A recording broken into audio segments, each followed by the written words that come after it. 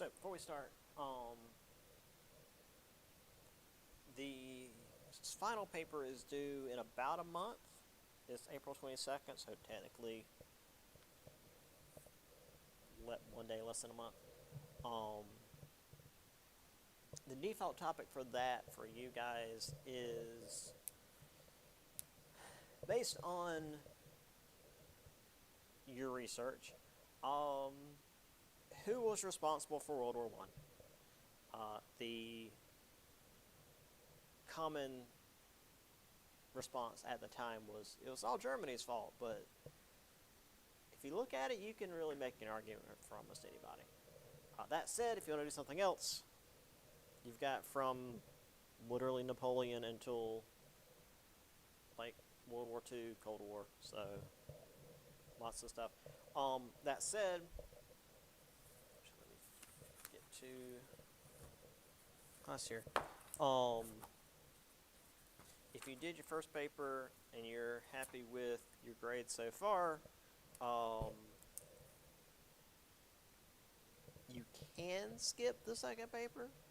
As I said, I do drop one grade. What is email? I don't know. I do drop one grade, so if you're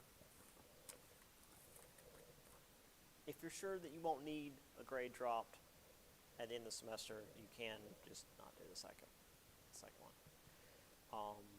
But I always have that open, so if like you have a grade that you need dropped, make sure you do both papers. If you are doing fine, then you can skip one. So, any questions before we start? Okay. Technically, I've got this up on YouTube as part 3 of this chapter, but we are like a couple of slides from the end, so it won't be long. So we finished with this like response to Manchester and like how the city was killing people and the various radicals. You've got the Luddites, Pol Pot riots, massacre at St. Peter's Field, etc. So there was a lot of discontent with the Industrial Revolution. We have again the Luddites. Like I've actually got, yeah. Now, the 1840s were a bad time in Europe. Poor harvest, failure of potato crops in Ireland, which is one that we should be pretty familiar with here in America because many of them came to America. Killed about 1 million Irish and pushed 2 million more to immigrate to other nations. Now, again, being of Irish descent and having spent a semester in Ireland, and very specifically having one class discussing the cultural impact of the famine, a lot of this was Britain's fault. It wasn't just like, oh, the potato crop went bad, and so everybody starved. The potato crop went bad. The government didn't do anything to help them. In fact, in some of the areas where the famine was not hitting as hard, they were shipping grain out of Ireland rather than sending it to people to help them not starve to death. Suggested workhouses and private charity rather than actually getting the government to keep people from dying. Many of the people trying to go to the workhouses to work to make money to eat were too weak from starvation to work. Because if you're not familiar, if you haven't eaten for like, well, I'd say a day or two already, you start feeling faint. But like a week or more, you can't work. And if you can't work, they leave you out in the cold. Literally, people were freezing to death in front of these workhouses because they were left outside. And also, the reason why Ireland mostly depended on the potato is because it was cheap, easy to grow, and the British didn't feel like using most of the land for stuff like wheat that most of the rest of Europe used. So it was largely Britain's fault. Just I can't really nuance that. They didn't cause the famine. I mean, I'm not gonna say like they went over there and like injected the potatoes with the bacteria that caused all this, but they certainly made it worse. Meanwhile, on the continent, many governments opened soup kitchens and lowered grain prices to try to keep their people from starving. Because again, the British don't care about the Irish. But oftentimes, this was not enough, and there were a number of revolutions. Specifically, the year 1848 is when this all goes down. So starting down in southern Italy, there was a liberal-minded pope elected in 1846. So the King of Two Sicilies forced their king to give them a constitution. King Ferdinand II, who had seen the French Revolution happen, rather than calling on his army to come in and put down the riots, was just like, yeah, you know what, you guys can have a constitution. We're just going to give you that. We're going to skip the whole heads getting cut off part. We're just going to you guys can have a constitution. Nobody gets murdered. And so that was what happened in Sicily. The Kingdom of Two Sicilies is Sicily and, I think, Sardinia? Which is just like the southern tip of Italy. No, Sardinia isn't the southern tip of Italy. The Kingdom of Two Sicilies is Sicily and the southern tip of Italy. Meanwhile, in France, there was agitation under Louis Philippe. He also was afraid to call his soldiers in because if they turned on him, he would be in bad shape. Also, as we talked about, I don't think it was like, we talked about previously, the last time the guillotine was used was in like 1970 something. So the guillotine was still very much in vogue in France. So he's like, I don't feel like dying. So he stepped down after the people of Paris barricaded the streets for 2 days. And that was enough.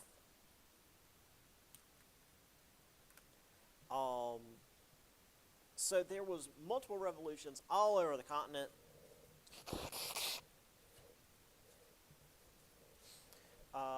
Lots of new constitutions being made in many little countries, as well as manifestos for how things should be done.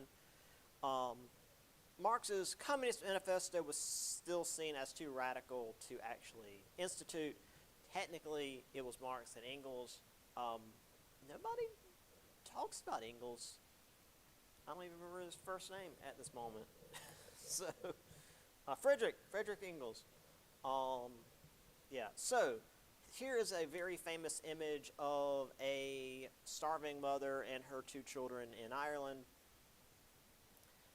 This is very representative of how bad things were. And here we have the Communist Manifesto, Karl Marx and Frederick Engels. And I specifically use this image, this like washed out cover, because there was a copy of like this exact print, this exact type of the Communist Manifesto, like in the drawer in one of the rooms that I taught at when I was working upstate. So I was like, this is what I see multiple times a week when I'm getting ready to teach. So, yeah. It's not very big either. I mean, the manifestos are, they're not novels.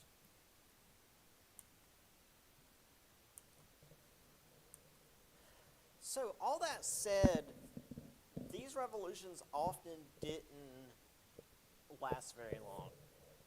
So there were the June days. Liberals and radicals in Paris, while they certainly worked against whatever was the status quo, they couldn't work together. So by June of 1848, they were fighting in the streets. The liberals had access to the civilian militia, and over the course of 3 days, 1,000 soldiers and between 5 and 15,000 rebels were killed. Again, I don't know how like France even exists after they've killed so many of their own people. In December, Louis Napoleon Bonaparte, who was nephew of the Napoleon we all know, was elected as the president of the Second Republic. So, the First Republic under the French Revolution, and then the French Empire under Napoleon, and then after Napoleon, there was a kingdom reinstated, but now we have another republic. I think France is on like its 5th or 6th republic at this point. Like, they're not just like, oh, we've got our old government back. It's like, nope, starting brand new. Meanwhile, in Vienna, the Habsburgs restored their monarchy, this being Austria, or I guess the Clermont Empire. Crushed the Italian nationalists in northern Italy. Franz Joseph I called in Russia to help with Hungary, but by October of 1849, things had quieted back down. So, obviously, for calling in the Russians, you're getting all sorts of fun war crimes. So, this is a very brief explanation of some really awful stuff that was happening. Meanwhile, in Germany, well, the German states, they were making moves towards a unified Germany. However, there was a debate on whether it should be a, quote, big Germany, which would include Austria, or a small Germany, which would largely be dominated by Prussia. Prussia being Protestant, Austria being Catholic, so both sides were very opposed. Eventually, the Prussian king, Frederick Wilhelm IV, because of course we have another Frederick William, simply refused to crown that, to quote him, smelled of revolution and the gutter. So he's like, rather than do either of these, both of which will cause some kind of revolution, we're just going to not. So 1848, there was no Germany being made. They're on the way, though. Still a couple of decades out, but we will eventually get a solid Germany before the end of the 1800s. Here is Louis Napoleon Bonaparte. He has a hell of an 1800s mustache, and the little like goatee combo, like full-on Billy Goat goatee going on here. All right. That said, while many places that had these revolutions had restorations, which is to say the old government was reinstated, this did show to basically everyone in Europe that the old monarchies were not going to be able to come back the way they used to. We were never going to have another, Louis XIV. There were elected bodies, and while initially suffrage was limited, which is to say only like the richest men could vote, it was certainly more than what they had prior to the French Revolution, where voting was either non-existent or you had to be nobility. But now, like, a percentage of the population can vote. Russia, of course, not much going on there. Just a stagnant, stepping out revolution before it could even begin, keeping its censors on high alert. Russia has always been kind of a rough place to live. You would think that as bad as the land is trying to kill you, the people would maybe at least the government would be less psychotic, but that's never happened for poor Russia. Um, so all that said, even in France, which again had a second republic, by 1851, Louis Napoleon had declared himself Napoleon III. Because technically Napoleon's son was Napoleon II, even though he never actually came to power. So Napoleon's nephew could only call himself Napoleon III. That's why we're skipping to 3. Anyway, so by 1851, yeah, authoritarianism was still the order of the day, but people couldn't, these rulers couldn't just rule as they pleased anymore. They couldn't just, decide randomly what was going to be laws and what wasn't, and what they themselves had to listen to.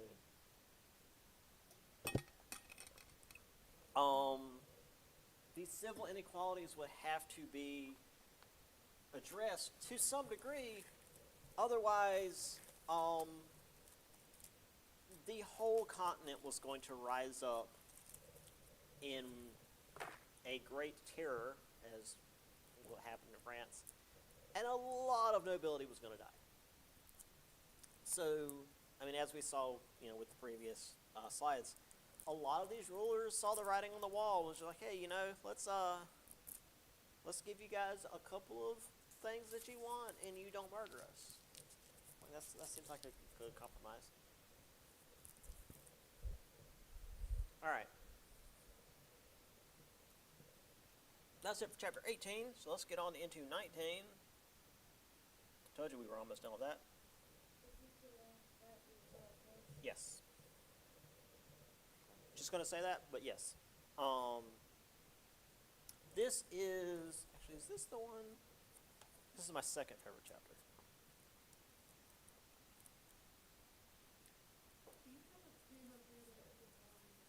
Absolutely.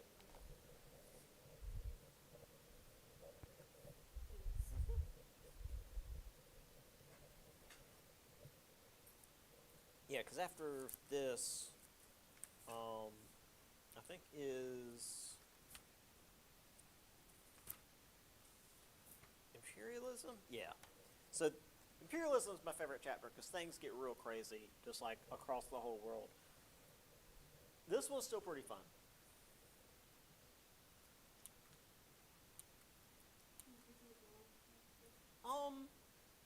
Not especially. It's 19 slides, which, probably 2 days worth of material. So that means we might have the test next week. Now, we will still have a review day, like we always do. Yeah, depending on how quick we get through this, we might have it next Wednesday, but I'd have to get halfway through today. So, as we're talking about, after 1848, many of the governments in Europe went back to a more conservative rule, but it was clear that people were not going to be content with things being the way they were.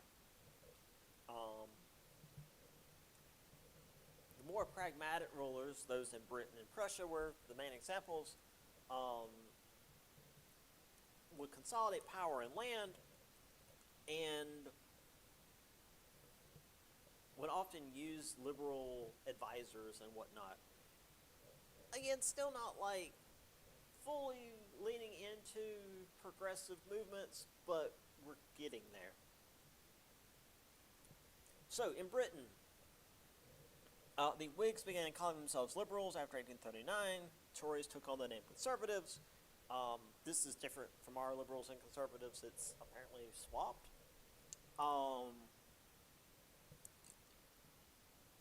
And began officially running for government.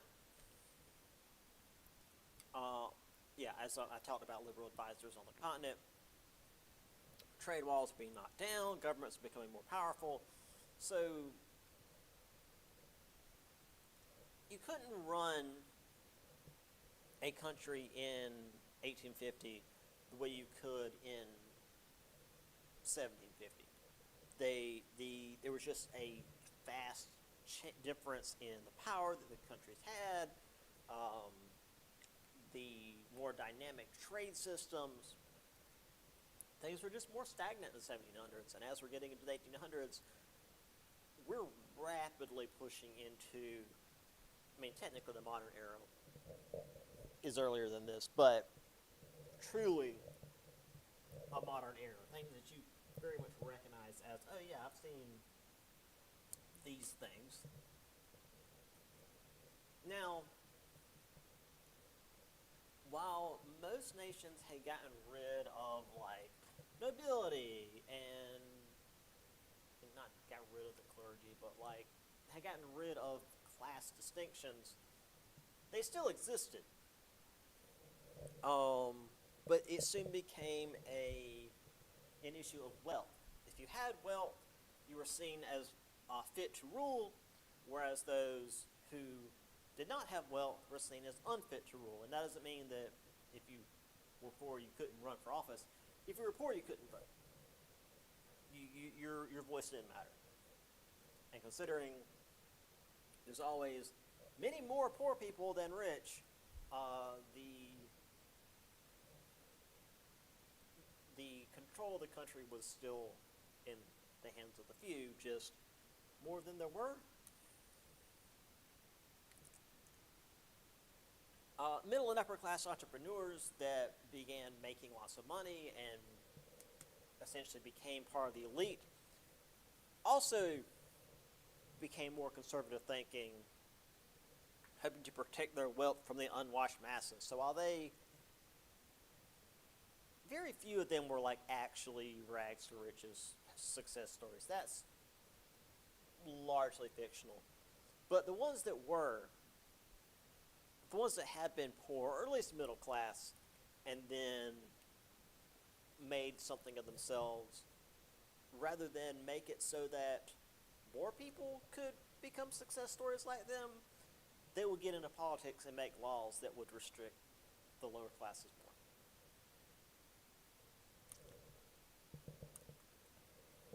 So, while liberalism was the order of the day, it of course had a number of those who opposed it. We talked about the radicals already. The radicals are typically those who were leading the revolutions that would overthrow the established regimes. However, once this change happened, the radicals were often exiled or imprisoned because they weren't done with the revolution yet when the liberals, who typically were larger in number,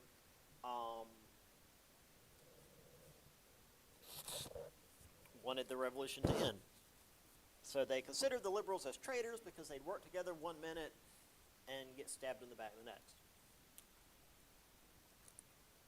You have conservatives, particularly in Eastern Europe, landed nobles known as Junkers in Prussia. They typically had most of the power. While in Russia, while the serfs were technically freed, they were still extremely impoverished and pretty much under the control of the nobility. So, similar to what we had here in the U.S. after we finally got rid of slavery, it took a damn war for it, but like the war, once the Civil War ended and slaves were freed, things were not magically fixed. If you know anything about American history in the last 150 years, you know things were not fixed immediately after the Civil War. And similar here. Now granted, they didn't have a war about it, but the people who had been poor and enslaved for generations were still poor and under the control of the elites.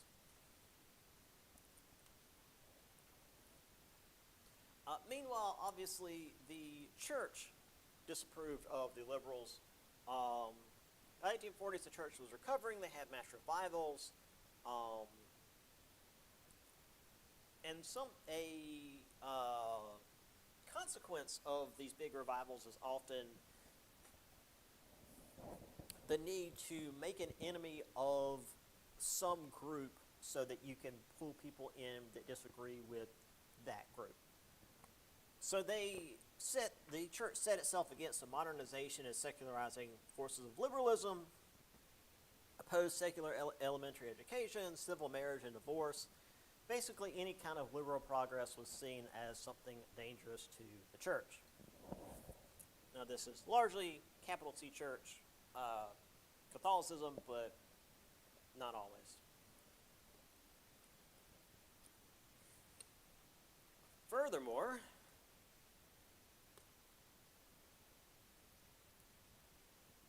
conservatives and radicals, while they were very opposed to one another, they both hated capitalism. This idea of the free market prevented the old regimes from passing tariffs. However, it also kept radicals from setting bread prices low enough that everyone could afford it, because with the free market, prices just sort of shift based on supply and demand, which means that a lot of times people couldn't afford to eat because the economy doesn't care if you starve. And that said, it made enough people a lot of money that capitalism became world trade. Set prices, push demand all over the globe,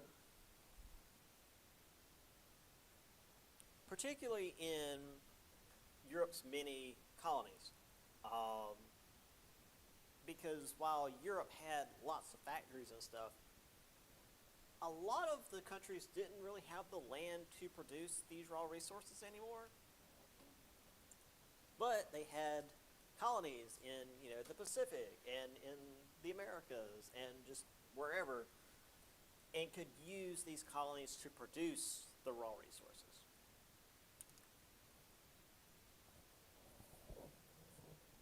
So radicals like Marx and Engels complained that everyone from European workers to colonized lands were pulled into capitalism whether they liked it or not. And I mean, that's true. It didn't matter if you were working in a factory in Europe or you were a farmer, in Malaysia or something. Your labor was predicated by this system of capitalism.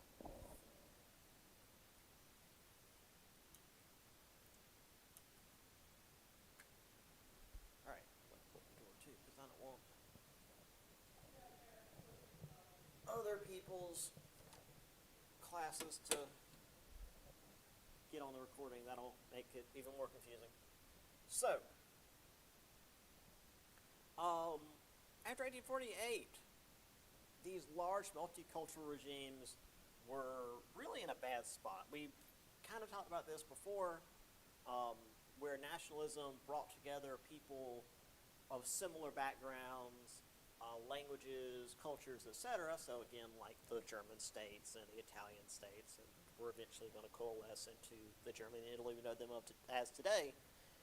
However, territories were a people's cultural language, not lines drawn by some Austrian diplomat. However, the two that I just mentioned, Italy and Germany, were difficult. Lots of cunning, several wars. Germany we'll talk about near the end of the chapter, which is probably one of my favorite parts of history. It's really interesting to see how that happened. But it did take 3 wars. It took 3 separate, purposely instigated wars to bring the country together. And they were already all very similar. Like, there wasn't a whole lot of things keeping Germany from uniting, but it still took a lot of work. Meanwhile, places like Austria, Russia, the Ottoman Empire were large and full of lots of different ethnic groups. And the force of nationalism is going to push all these groups to try to form their own nation within a nation that already exists. And that's going to cause problems. So, let's discuss each major player. We have, of course, Great Britain. They were the first industrialized, had crazy amounts of money, um, and they really didn't have a revolution in 1848. There was no big, violent attempt to overthrow the British government, in large part because there were reform acts. There were a number of reform acts that happened throughout the 19th century. It expanded suffrage to about 60% of men, which, again, was significant at that time. Women were, of course, still excluded, although Britain isn't that far off suffrage for women at this point. Catholics and Jews were allowed to run for office after 1845.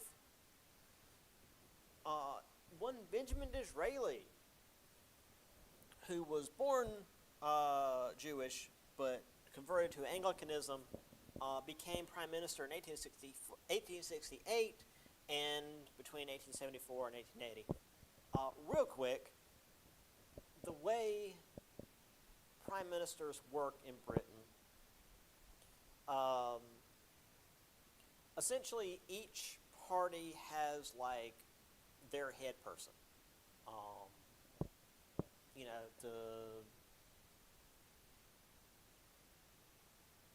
whoever's running that party. And when that party becomes the majority, when there's votes that put a lot of people of that party in office, then that party is now officially in control of the government, and the head of that party becomes the prime minister. However, at any time, there can be a referendum. It seems to take very little to trigger a referendum, which is basically like our midterms, but again, it can happen whenever. If the people feel like the government isn't doing a good enough job, the votes everyone's up for election again, and if the party in charge now has less people than the next party, that prime minister's out and someone else is in. Which is why he was prime minister in 1868 and then skipped to 1864. It wasn't that he was in 1868 and it went like 4 years like the president here. It was just 1868. And then from 1874 to 1880, because there's not term limits either, if your party is in power, if the people consider your policies good for the country, you can stay in power almost indefinitely. I think there might be like an upper limit, but it's more than what we have here in the U.S.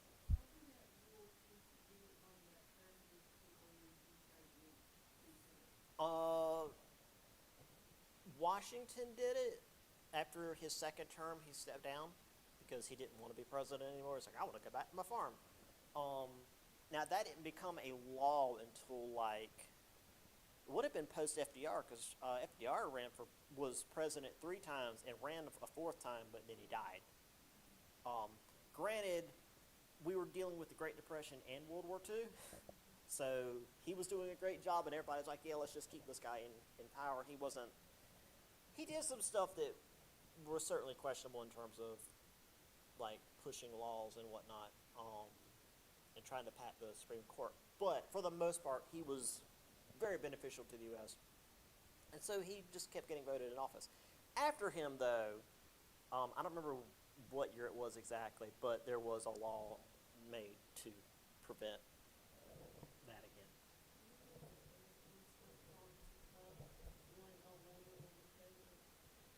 One would assume.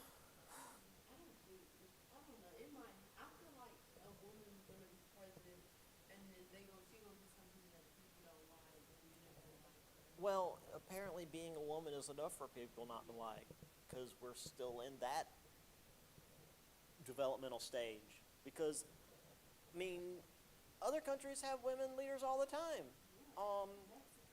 Germany had Angela Merkel for years. Britain has had a number of female prime ministers. Granted, some of them were awful. Margaret Thatcher. I think, yeah, Mexico has a female leader right now. But, like, I was just sitting with my grandmother was at my parents' house, and I was just sitting over there with them, and they had the news on, and it was like, the first woman mayor in such and such history. It's like, it's 2026. How can we have the first woman mayor in whatever the city was here in South Carolina? But yeah. Um, so yeah, all that said, the prime ministers do things a little bit different than presidents here. Um, I think a lot of that was also like the founding fathers wanting to ensure that there was a limit to power, even though like there isn't a term limit for senators. And we had Strom Thurmond, who was like 95 years old and died in office, and he was he was a senator opposing the Civil Rights Act in the 60s. And he was a senator well into, I think I was a teenager when he died. So like early 2000. So like if the president dies, that's when the vice president does. Yeah. And then after him is Speaker of the House. And they've got there's a whole long list of who would be in charge I next. feel like when I look at the vice president president, I just feel like the vice president wants to be the president. Oh yeah. Some of them do. Like vice president, like yeah, I support you, but I kind of envy you too. Yeah. I want you to play. Yeah. Um, some definitely do. Some just enjoy it. I mean, not to get too much into modern politics, but like clearly Biden enjoyed being vice president. He didn't want the big seat.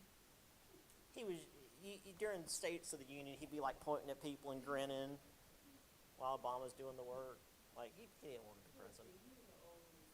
Yeah, he didn't. He didn't want to be there. What's that woman's name that's vice president? That was vice president. Kamala Harris. Kamala Harris. Like she looked like she wanted to be president. Yeah, Instead of Biden. yeah. Well, I was talking about this in my American history course. Back, I don't remember exactly when these laws were passed. It was a gradual thing. But like early on, the vice president didn't do anything. They came in. They were just in case the president dies, but like they didn't oversee Congress. They didn't do like foreign relations stuff because like today the vice president does a lot of work. Compared to before where they were just like there in case the president gets capped, Abraham Lincoln, because his vice president was awful. Andrew Johnson was a terrible president because he wasn't elected as vice president to be, oh, well, if something happens to Lincoln, then this guy will be great. It's like, no, he was just there as like to pad votes because he came from Virginia, I think. So he was able to get Lincoln border votes. But yeah, it's definitely changed a lot over the years. I don't. Go ahead. Do you think the government is like in the president's like eyes? Oh yeah, I don't know. they've been doing that since like governments have existed. Like there's some, I must have been Epstein files. They've been hiding that. Oh, yeah. And they just came out. Well, We could just partially. one time. Oh, for sure. The stuff that came out has been censored, so there's like you can't even see what's on there, and yeah, no, they're the people in power want to stay in power, and the people in power can also influence the ones who are supposed to be doing the law. So, yeah. Do you think they have a cure for cancer? I wouldn't go that far. I'm not one of the conspiracy people that are like, oh well, they just want to keep us sick because money. I definitely feel like they drag their feet on things, and like certain promising research maybe doesn't get funded because it would cut into profits. But I don't think there's actually like a cure for everything, and they're just hiding it from us. I don't feel like it's that far. Like old enough, like years past, and we do have a lot of technology too. They already have a cure for cancer or something. You think, but then again, we can't cure the common cold because it's a different virus every time. Yeah. So, cancer is very is. I wouldn't compare it to the common cold in that regard, but it is very broad. There's all sorts of different kind of cancer. So you can't just be like, I cured cancer, all of it, because there's so many different kinds and it reacts. Because it's just like the rapid growth of cells that is going to cause issues, and a lot of times it happens because of different reasons. So it's more of an umbrella term than like a specific thing. But yeah, I think probably if we weren't spending most of our budget on bombing children in the Middle East, then maybe Yeah, I seen that. maybe we could do more medical stuff. Yeah, then you get all kind of oil. It's all about the oil. Um. Anyway, I bring up Disraeli because he had a nemesis in his time in office, William Gladstone. William Gladstone was far more conservative. However, despite being conservative, he also wanted free trade, reform in the army, and the Irish Home Rule, which was basically giving Ireland what Canada has today, where they've got their own prime minister, they've got their own parliament, they've got their own laws, but technically on paper they're still under the British Empire. Yeah, I mean the prime minister. I don't think it's still Trudeau. They're still part of England. Oh, wait, so Canada's not part of the US? No. Oh, so why on the commercials be like, you could call to, every country, including Canada? Why do they say Canada? I'm not sure why they specific. I guess because it's continental North America, but yeah, they're a separate country. Oh, I never paid attention to this thing, but Puerto Rico is still. Puerto Rico is not a state, but it is under America's control, yes. There's a number of islands that we have control of, but we don't give equal representation to. But they still pay taxes. Puerto Ricans are legal. Yeah. Yeah, they're Americans. They just don't. They can't vote because we haven't made them a proper part of the country. No. They're North Americans. Yeah. Now, although, I mean, if you look into the weird crap with Greenland, apparently there's plans on trying to take Canada, which would very much be illegal. But, Who do they want to America? I mean, they just do their own thing.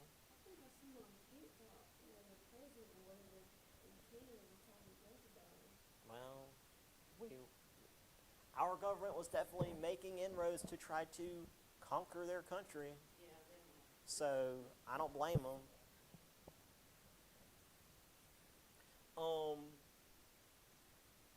Gladstone. He hated those he saw as intolerant tyrants like the Pope, the Ottoman Sultan, and Disraeli. He and Disraeli hated each other. And he was prime minister 4 times between 1868 and 1894. So again, he would be president, prime minister for a couple of years, and then his party would lose favor, so he would just go back to being like a member of parliament, and then oh great, no internet at home.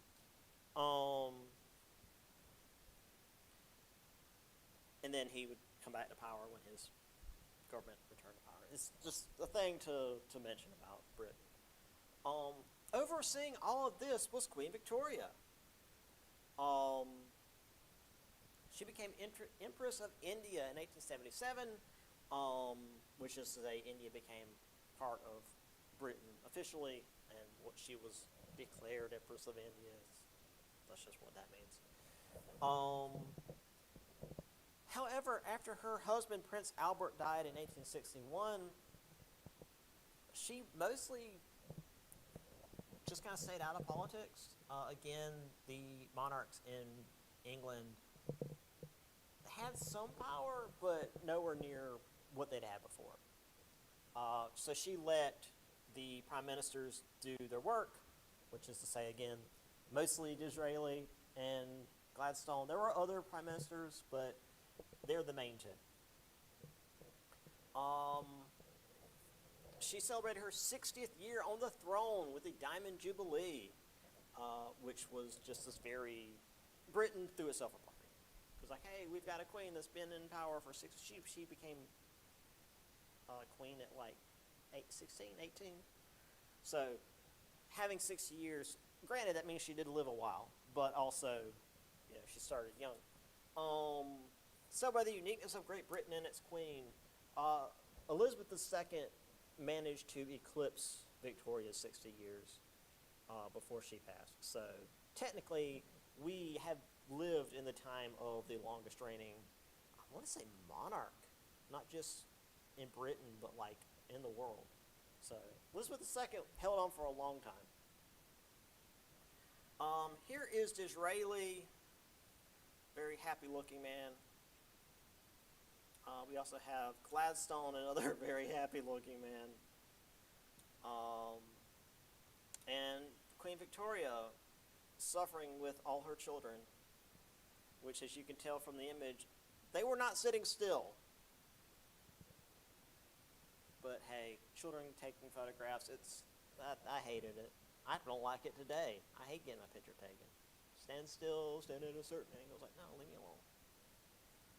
At least one child was old enough to understand what was happening. All right. That's Britain. On to France, the bourgeois empire. So,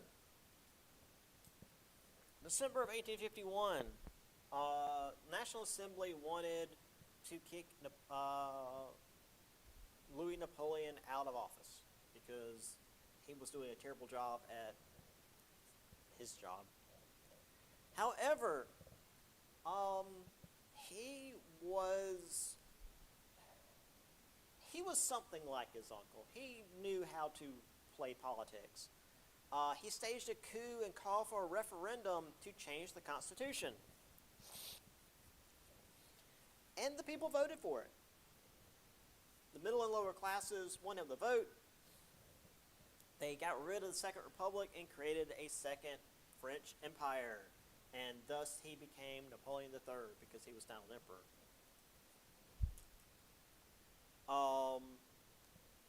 However, while he was good at taking power in France, he lacked a lot of the talent of his famous uncle. But as far as, again, within France, he still did a pretty decent job. Let's see. Used nationalism, pushing for greater rights to the working class, unions, and the right to strike, which, again, is why in France, anytime the people have a disagreement with the government, they will go out and block roads. Like, they have the right to protest in their constitution. Well, I mean, technically it's in our constitution too, but you wouldn't know it. It's part of their culture. However, he was not the great military leader that Napoleon Bonaparte was. There were a few military victories, Crimea and northern Italy. We'll talk more about Crimea a little bit later. However, he also tried to take land in Mexico, Korea, and particularly the Franco-Prussian War were utter disasters for Napoleon III. I mean, just absolute. We'll get specifically to the Franco-Prussian War a little bit later, but didn't go so well for him. Obviously, with all these medals, and I mean even the epaulettes, he saw himself as something of a military strategist, although he really wasn't. That said,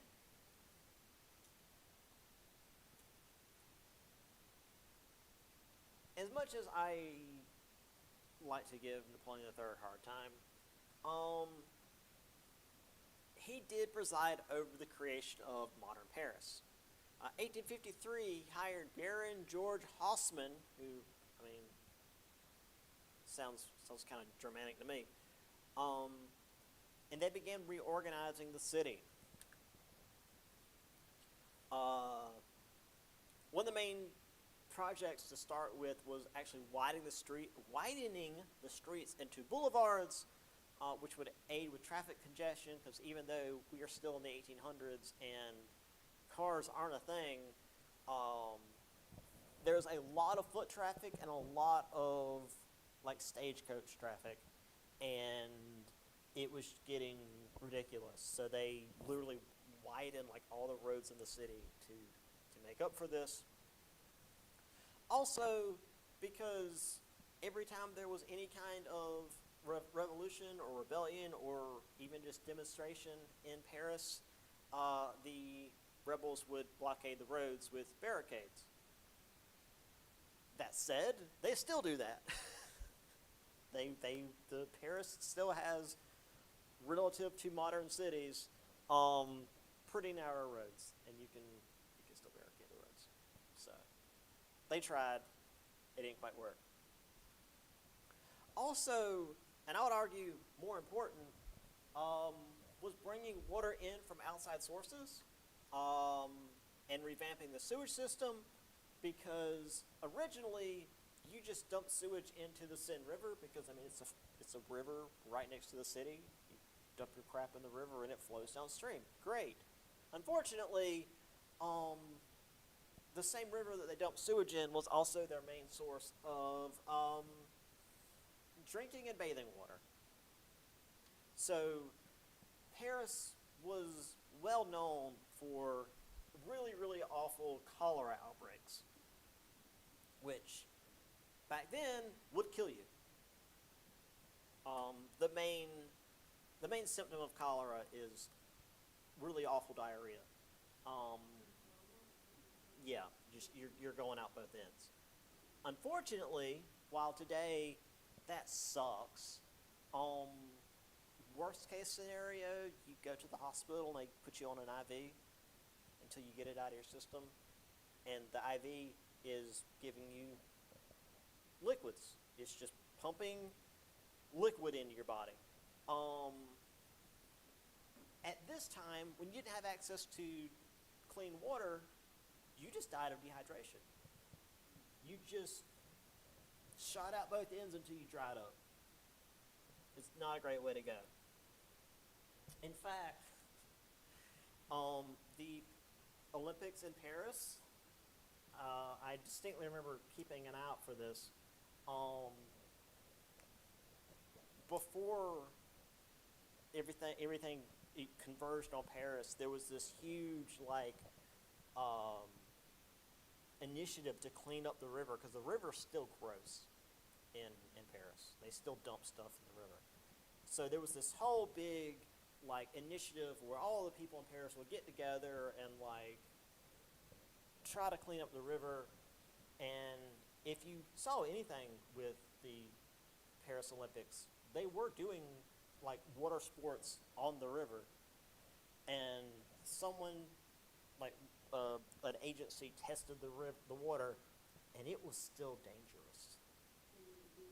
They were doing sports on it.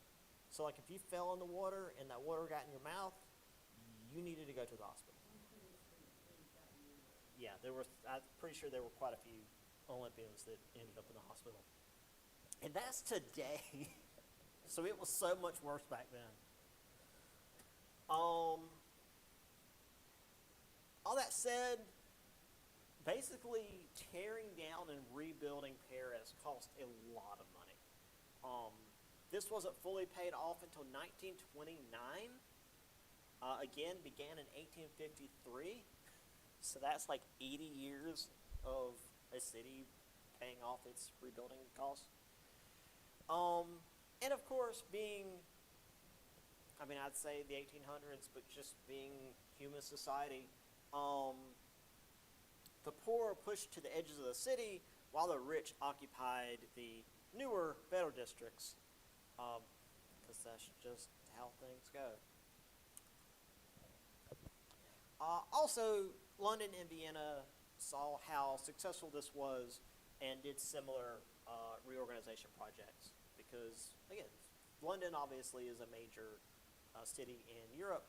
And Vienna, while we don't talk about it as much because Austria kind of became a secondary, if not tertiary player after like World War II, honestly, after World War I, it's still like one of the prime cities in Europe.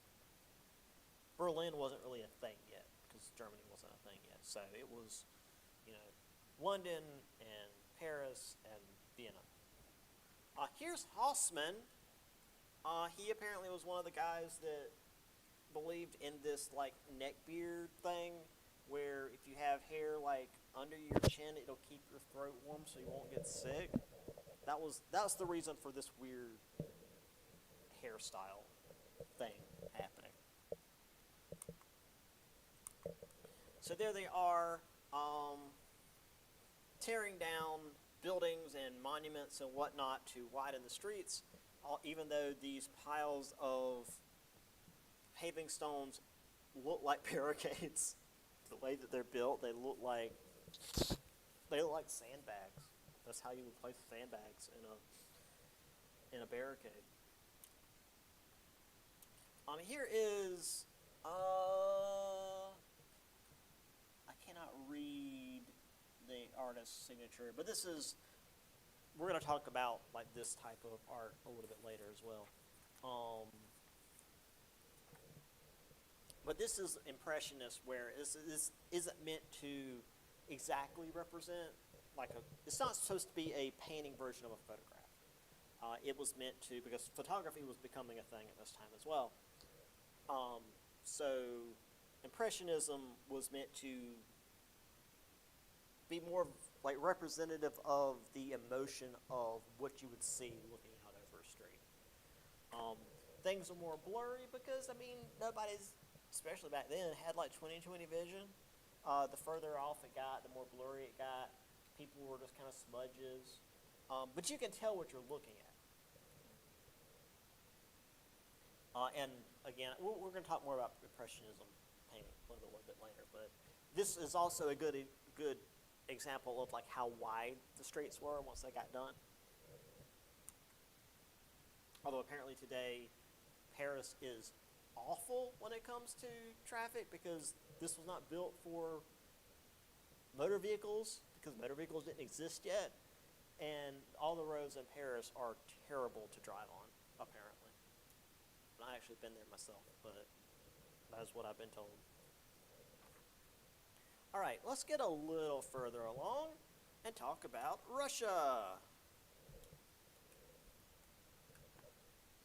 So Nicholas I ruled Russia until 1855. He was a reactionary, which is to say would stamp out any kind of revolutionary thought even. Was very proud of Russia helping to quell the 1848 rebellions. And he felt like ruling Russia with an iron fist was the way to go, even though some of his nobles were more westernizing, which is to say more like Peter the Great, in that he should maybe be more like the rest of Europe because they're doing a pretty good job. His successor, Alexander II, was more reform-minded. He went the other direction. Ideas of education, and he was the one that finally freed the serfs. However, he didn't go as far as many people would have wanted, and so the universities were often hotbeds of revolutionary thought because apparently if you give people in Russia any amount of leeway, they're going to immediately be like, revolution!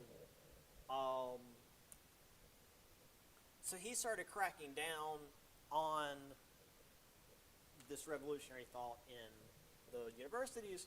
So a number of revolutionaries took up the mantle of anarchism, which I don't think I've specifically mentioned in this class. Anarchy, or anarchism I should specifically say, because when you hear anarchy, you think, oh, it's just like chaos in the streets and everything's on fire. That's not what anarchism is. Anarchism is specifically no government is good, and the government should be overthrown, and then people should just like live in little communities and take care of each other instead of have a government that is just going to oppress you. The thing with anarchism is like they see all governments as oppressive. But usually when you hear someone talk about anarchy, it's just like, Mad Max. It's just everything's on fire and people are wearing, leather for some reason and driving cars down the Australian roadway. So also the anarchist groups typically didn't work together because again they didn't like higher authority, so there was no like large organization of anarchist groups. There was one group called the People's Will, who did kill Alexander in 1881 in a bombing attack. I'll talk more about that in just a moment. Obviously not like a plane bomber, threw a bomb under his carriage. So his successor, Alexander III, you can tell by the name that he was next in line, was even more reactionary than Nicholas. So we not only went from like more, or going back to the guy before this guy, but even worse. Wanted to expand Russification, also unleashed pogroms in the Jewish Pale, which is to say they just murdered a bunch of Jews because they were there. Also, the Jewish Pale was where the Jews were supposed to be allowed to live and not get murdered, but he just decided, they've had it too good for too long. Those darn Jews.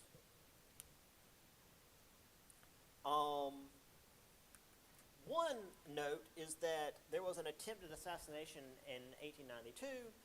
I'm sure there was more than just this one, but this was one particular failed assassination attempt, where Alexander Ulanov was executed for his part in the plot.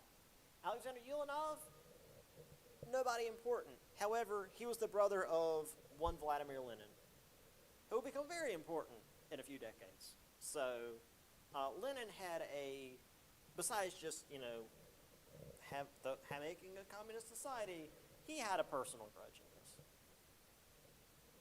So what happened here, this bombing attack that killed Alexander II,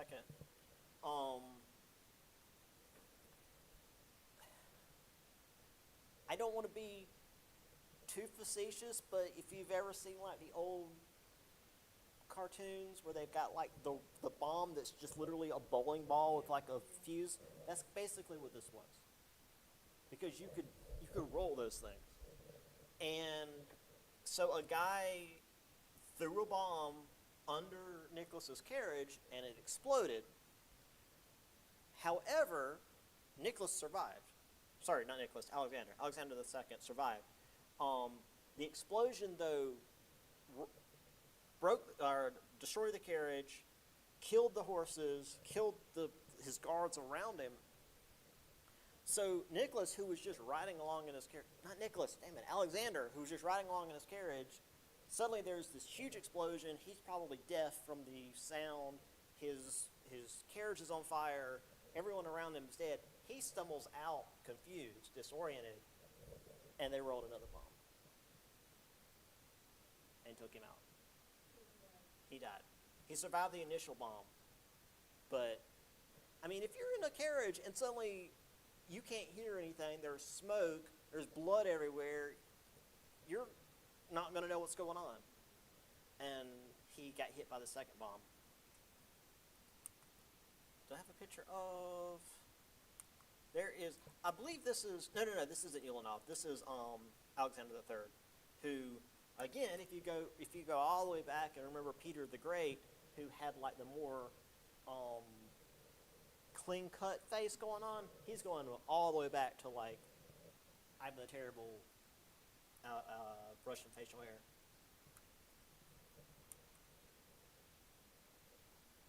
Okay, next up is about the Victorian era, but we'll talk about that on Wednesday. We are about halfway through, and considering we had to do a couple of slides from the previous chapter, we should finish on Wednesday, which means next Monday will be the review, and then the testing. So, but I'll be sure to make sure everything's up on Blackboard over the weekend so you guys can look over it.